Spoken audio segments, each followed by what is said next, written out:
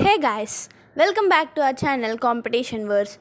Embedded systems ఇంటర్వ్యూస్కి వెళ్ళినప్పుడు interviewer మీ డెప్త్ నాలెడ్జ్ని టెస్ట్ చేయడానికి వాడే అత్యంత powerful weapon memory layout. Normal software రాసే వాళ్ళకి కేవలం కోడ్ రన్ అవుతుందా లేదా అని మాత్రమే ముఖ్యం. కానీ ఎంబెడెడ్ ఇంజనీర్స్కి మనం రాసే ప్రతి ఒక్క వేరియబుల్, ప్రతి ఒక్క కీవర్డ్ బ్యాక్గ్రౌండ్లో సిలికాన్ లోపల ఏ మెమొరీ సెగ్మెంట్లోకి వెళ్తుందో పక్కాగా తెలియాలి. ఈరోజు వీడియోలో మనం ఎంబెడెడ్ సిస్టమ్స్లో ఉండే 5 కోర్ మెమొరీ సెగ్మెంట్స్ని ప్రాక్టికల్గా కోడింగ్ ఎగ్జాంపుల్స్తో సింపుల్గా నేర్చుకుందాం. ఫస్ట్ అసలు మెమొరీ లేఅవుట్లోని బిగ్ పిక్చర్ని అర్థం చేసుకుందాం. మన మైక్రో కంట్రోలర్లో మెయిన్గా 2 మెమొరీ ఏరియాస్ ఉంటాయి. ఒకటి ఫ్లాష్ మెమొరీ, దీన్నే రోమ్ అంటాము. ఇది నాన్ వాలటైల్, అంటే పవర్ పోయినా డేటా పోదు. రెండవది SRAM, దీన్నే ర్యామ్ అంటాం. ఇది వోలటైల్ మెమొరీ.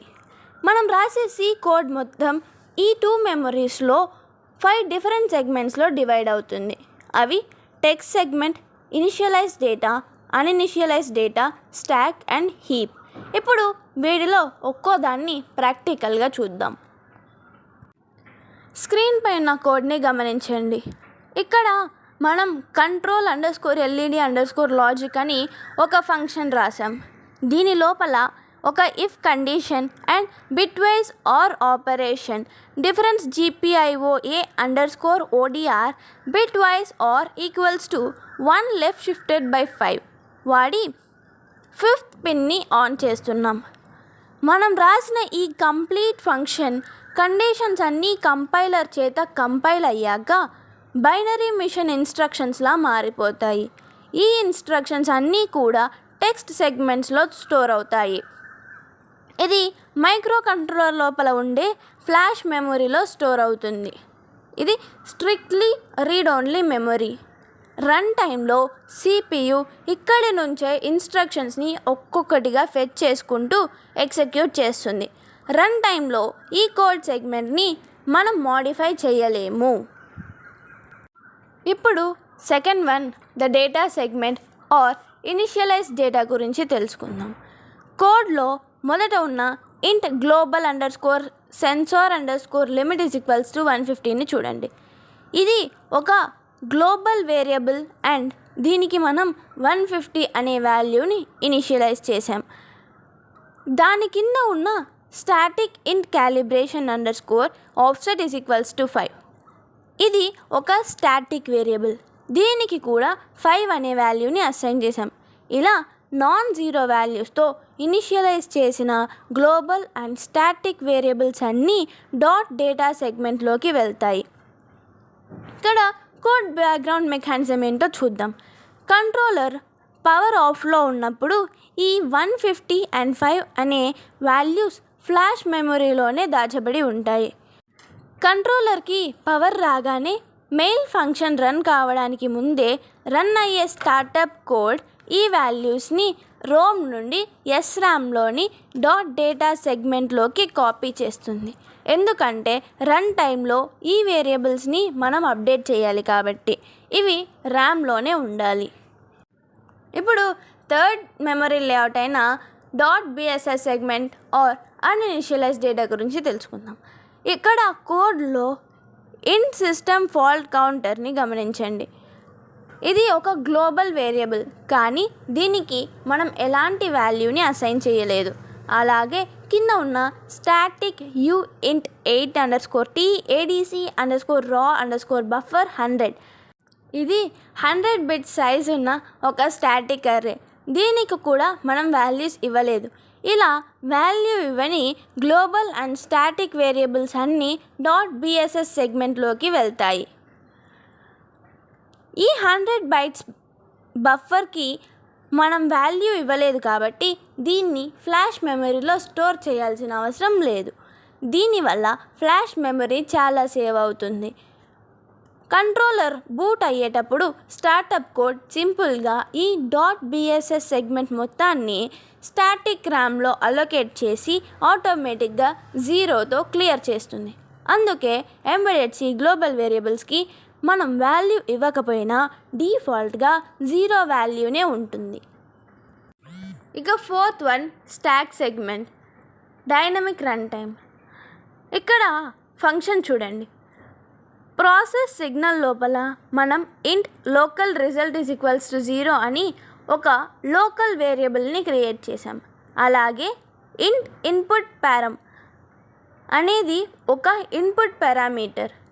ఈ local variables, parameters and function call అయినప్పుడు జనరేట్ అయ్యే రిటర్న్ అడ్రస్ అన్నీ కూడా ఈ స్టాక్ మెమొరీలోనే టెంపరీగా స్టోర్ అవుతాయి. కోడ్ ఎలా రన్ అవుతుందో చూద్దాం. ఎప్పుడైతే మెయిన్ కోడ్లో ఈ ప్రాసెస్ సిగ్నల్ ఫంక్షన్ కాల్ అవుతుందో వెంటనే ర్యామ్లో ఒక స్టాక్ ఫ్రేమ్ క్రియేట్ అయ్యి ఈ లోకల్ రిజల్ట్కి మెమొరీ అలొకేట్ అవుతుంది. ఫంక్షన్ లోపల ఉన్న లాజిక్ కంప్లీట్ అయ్యి క్లోజ్ బ్రాకెట్కి రాగానే ఆటోమేటిక్గా ఆ స్టాక్ ఫ్రేమ్ డిలీట్ అయిపోతుంది. అంటే మెమొరీ ఖాళీ అయిపోతుంది. ఇది పూర్తిగా స్టాటిక్ ర్యామ్లో ఉంటుంది. పైనుండి కింద వరకు గ్రో అవుతుంది. మెమొరీ లేఅవుట్లో అన్నిటికన్నా ఇంపార్టెంట్ స్టాక్ ఓవర్ఫ్లో. ఇక్కడ స్క్రీన్పై ఉన్న ఇన్ఫైనైట్ ఐఎస్ఆర్ హ్యాండ్లర్ కోడ్ని చూడండి. ఈ ఫంక్షన్ లోపల మళ్ళీ అదే ఫంక్షన్ని కాల్ చేస్తున్నాం. దీన్నే రికర్షన్ అంటాం. ఇలా రాసినప్పుడు ఏమవుతుందంటే ఫంక్షన్ క్లోజ్ అవ్వకుండా మాటి మాటికి కాల్ అవుతూనే ఉంటుంది. అంటే పాత స్టాక్ ఫ్రేమ్ డిలీట్ అవ్వకుండానే కొత్త స్టాక్ ఫ్రేమ్స్ క్రియేట్ అవుతూ పోతాయి. మైక్రో కంట్రోలర్లో ర్యామ్ చాలా లిమిటెడ్గా ఉంటుంది కాబట్టి ఒక స్టేజ్లో స్టాక్ మెమొరీ దాని లిమిట్ దాటి పక్కనే ఉన్న డేటా సెగ్మెంట్ని లేదా హీప్ మెమొరీని ఓవర్ రైట్ చేసేస్తుంది. దీన్నే స్టాక్ ఓవర్ఫ్లో అంటారు. ఇది జరిగితే మీ సిస్టమ్ ఇన్స్టెంట్గా హ్యాంగ్ అవుతుంది లేదా క్రాష్ అయిపోతుంది. అందుకే ఎంబెడెడ్లోని రికర్షన్స్ అస్సలు వాడకూడదు. ఇక final memory layout heap segment, dynamic allocation. స్క్రీన్పై ఉన్న కోడ్ని గమనించండి. ఇక్కడ మనం malloc 50 size of uint 8t వాడి రన్ టైంలో డైనమిక్గా 50 బిట్స్ మెమొరీని అలొకేట్ చేసుకుంటున్నాం. ఇలా డైనమిక్ అలొకేషన్కి వాడే ఏరియానే హీప్ సెగ్మెంట్ అంటాం. ఇది స్టాక్కి ఆపోజిట్ డైరెక్షన్లో అంటే పైకి గ్రో అవుతుంది. ఇక్కడ డైనమిక్ బఫర్ అనే పాయింటర్ వేరియబుల్ స్టాక్లో ఉంటుంది, కానీ అది పాయింట్ చేసే 50 బైట్స్ యాక్చువల్ మెమొరీ మాత్రం హీప్లో ఉంటుంది. డైనమిక్గా అలోకేట్ చేసిన మెమొరీని మనం వాడేశాక ఖచ్చితంగా ఫ్రీ డైనమిక్ బఫర్ అని కోడ్ రాసి క్లియర్ చేయాలి. ఒకవేళ ఫ్రీ చేయడం మర్చిపోతే సిస్టంలో మెమొరీ లీక్ జరిగి ర్యామ్ మొత్తం నిండిపోతుంది, కంట్రోలర్ క్రాష్ అవుతుంది. అందుకే సేఫ్టీ క్రిటికల్ సిస్టమ్స్లో మ్యాల్లోక్ని అసలు వాడకూడదు అని స్ట్రిక్ట్ రూల్ ఉంటుంది. సో ఒక క్విక్ రివిజన్ కోసం స్క్రీన్పై ఉన్న ఈ అల్టిమేట్ మెమొరీ చీట్ షీట్ని స్క్రీన్ షాట్ తీసి పెట్టుకోండి. మనం రాసే కోడ్ లాజిక్ అంతా టెక్స్ట్ సెగ్మెంట్లో ఉంటుంది. వాల్యూస్ ఇనిషియలైజ్ చేస్తే డాట్ డేటాలోకి వెళ్తుంది.